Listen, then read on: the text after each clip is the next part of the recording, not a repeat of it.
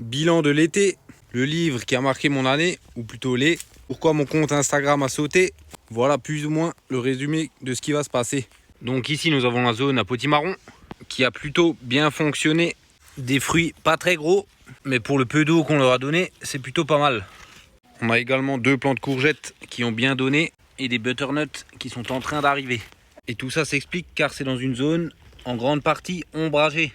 Ensuite là-dedans, on a un peu laissé à l'abandon. Ça fait au moins 2 semaines que j'ai pas arrosé et je me demande comment c'est possible que ça pousse autant sans eau. Par ici, on a des concombres en veux-tu en voilà. Ici, on a du maïs qui n'a pas été planté, il est venu naturellement.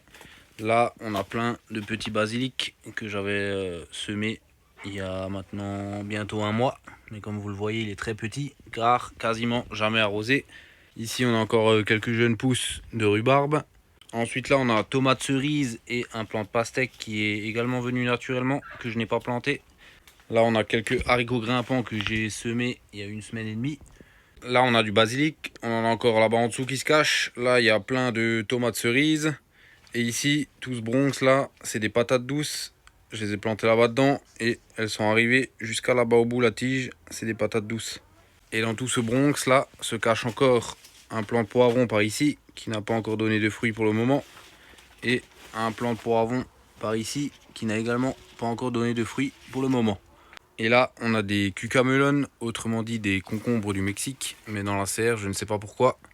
Il doit faire trop chaud, à chaque fois, ils poussent et ils sèchent. Pour l'instant, j'en ai pas encore récolté un seul ici.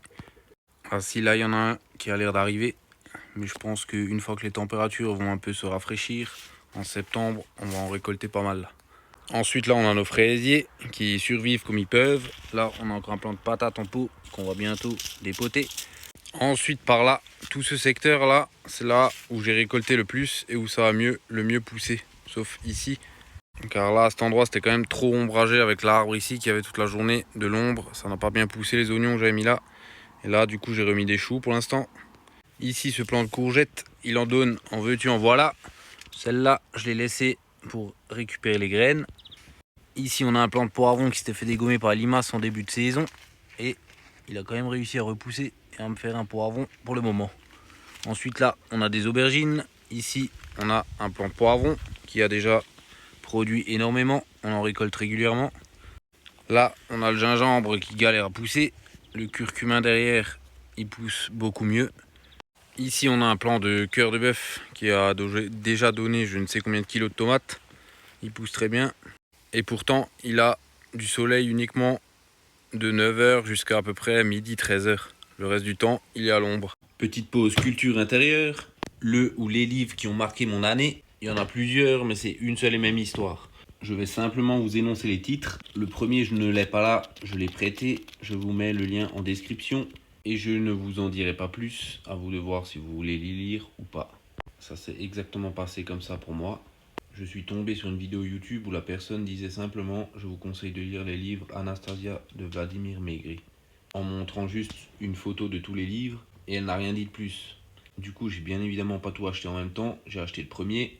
Étant donné que je ne savais pas de quoi ça parlait, et ben j'étais même pas à la moitié du premier livre que j'ai commandé les 10 autres. C'est facile à lire, agréable à lire, c'est sous forme de dialogue entre 2 personnes. Et si vous voulez bien comprendre, bien évidemment, il faut les lire dans l'ordre. Donc le titre du premier, je ne sais plus, je vous mettrai le lien dans la description. Le deuxième, c'est les cèdres qui teintent de Russie. Le troisième, l'espace de l'amour. Le quatrième, la création. Le cinquième, qui sommes-nous donc? Le sixième, qui élève donc nos enfants? Et le septième, l'énergie de vie. Le huitième, une nouvelle civilisation. Le neuvième, les rites de l'amour. Et le dixième, les réveils de la Terre. Et s'il y en a qui connaissent et qui les ont déjà lus, je suis curieux de savoir ce que vous en avez pensé. Retour à la culture extérieure. Là, vous avez un petit visuel de la serre après coup de taillage. On a simplement bien taillé toutes les patates douces pour avoir de nouveau un accès libre. Et on a également aéré les 2 plants de poivrons qui commençaient à se faire envahir par les patates douces. Et là, on a bien dégagé les tomates pour éviter que le mildiou ne vienne prendre le dessus. Ensuite, par ici, la tonnelle a plus ou moins bien fonctionné. On a du concombre, de la pastèque, une multitude de butternut. Les haricots grimpants ont également bien poussé. Ceux-là, on les a laissés sécher pour récupérer les graines.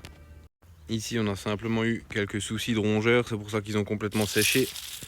Car les rongeurs sont venus directement là en bas par la terre et ils sont venus bouffer les racines. Et du coup, il n'y a plus rien, ça a séché sur pied. Pour ceux qui me demandent des solutions contre les rongeurs, pour l'instant, j'ai pas trouvé de solution plus efficace que les pièges à clapet. Si vous avez des solutions qui marchent mieux que ça, mais pour l'instant, moi, à part ça, j'ai pas trouvé de solution miracle. Sinon, pour le reste, dans l'ensemble, tout a plus ou moins bien poussé, ou du moins survécu. La première rangée de haricots, par exemple, qu'on avait planté début d'année, elle n'a pas donné grand chose. On a quand même récolté un petit peu, mais étant donné du manque d'eau, ça n'a pas été très productif. Par contre, toutes les rangées qu'on a plantées par après et qui commencent seulement à fructifier maintenant qu'il a commencé de nouveau à pleuvoir, elles vont être beaucoup plus productives. Et du coup, on a laissé pas mal de zones à l'abandon et également, par exemple là, j'avais planté plein de tomates, il y a juste 2 plants qui ont survécu car on n'a quasiment pas arrosé. Ici pareil, on a un peu laissé à l'abandon, on a juste arrosé 2-3 fois histoire que les plantes survivent. Et maintenant qu'il a plu, elles reviennent à merveille. Ici pareil, on a sacrifié le maïs, on a arrêté de l'arroser parce que c'est pas un truc qu'on consomme énormément. C'est histoire d'économiser l'eau. Là, on a planté des carottes, enfin semé des carottes il y a une semaine. Il y a déjà un animal sauvage qui est venu foutre le bordel. Ici, il y a des navets qui arrivent. Ici, on avait mis des betteraves, elles sont pas venues. Du coup, on va les remplacer par des rangées de choux encore. Là, il y a des choux, brocolis, fleurs, choux rouges. Là, pareil, dans cette serre, on a un peu laissé à l'abandon. On a juste arrosé de sorte à ce que les plantes survivent. Tout ça dans le but de gérer l'eau. Quand vous savez ou vous voyez que vous n'aurez pas assez d'eau pour tout arroser, plutôt que de tout vouloir arroser un petit peu et que rien ne pousse correctement, il vaut mieux sélectionner des zones que vous allez arroser correctement et régulièrement, comme on a fait ici, partout autour de la tonnelle et ici. C'est pour ça qu'on dirait pas qu'il y a eu une canicule ici, parce qu'on a bien arrosé comme il faut. Et ensuite, tout ce qu'il y a ici, dans la serre là-bas, et dans les bacs qui se trouvent ici, on a simplement arrosé juste ce qu'il faut pour que ça reste en vie. Et ensuite, toutes les tomates et tout, courgettes, les choux et tout qu'on a foutu là-bas au fond, on a laissé à l'abandon. Et tout ce qu'il y avait là au fond, les haricots grimpants, le maïs et les quelques potimarrons qu'on a mis, on a laissé à l'abandon également. Et maintenant qu'il a plu, tout ce qui a simplement survécu, ça va repartir de plus belle. Vu qu'on a pu restocker un peu d'eau, on va pouvoir commencer de nouveau à arroser un peu plus abondamment les serres. Pourquoi ne pas avoir privilégié l'arrosage dans les serres? Tout simplement parce qu'en été, il fait très chaud dans les serres, donc même que vous arrosez ou pas, les plantes stagneront quand même parce qu'il fait trop chaud. Donc on a simplement arrosé ce qu'il faut pour les maintenir en vie. Et maintenant qu'il fait plus frais, on va les arroser plus souvent et ça va repartir de plus belle. Et les serres, vous pourrez récolter des tomates. Ça m'est déjà arrivé de récolter des tomates début décembre encore dans les serres. Donc étant donné que ça tient beaucoup plus longtemps, vaut mieux privilégier la serre pour la fin de saison. Et ici on a la parcelle sans arrosage. Tout ça, ça a été semé début juillet. Là il y a de la blette. Là il y a des pastèques que j'ai simplement arrosé 2 fois, qui sont en train de venir. Là il y a des concombres que j'ai pas arrosé une seule fois. Là derrière il y a tout plein de navets que j'ai pas arrosé une seule fois. Et là il y a des courgettes jaunes que j'ai également pas arrosé une seule fois. Comment ça se fait que ça a poussé sans arrosage? Tout simplement je les avais plantés, semés début juillet, juste avant un orage. Du coup ça a germé. Ensuite bien évidemment vu qu'il a plu, ça a galéré à pousser. Et maintenant qu'il a plu, et là c'est en train d'exploser. Donc le mois de septembre, ça annonce prometteur. Et pour finir, que s'est-il passé avec mon compte Instagram? J'ai simplement envoyé une demande pour l'obtention du badge de certification bleue. Et comme par hasard, quelques jours après, j'ai reçu un mail comme quoi j'étais éligible à la certification. Un mail qui n'avait absolument rien de suspect et qui me semblait tout à fait logique suite à ma demande. Du coup, j'ai fait ce qui était demandé et voilà, compte piraté. Du coup, j'ai fait toutes les démarches qu'il fallait. Le compte existe toujours, il est simplement désactivé. Mais après avoir donné toutes les preuves possibles et imaginables, ils ne veulent pas me le réactiver. Du coup, voilà mon nouveau compte et à plus dans le bus.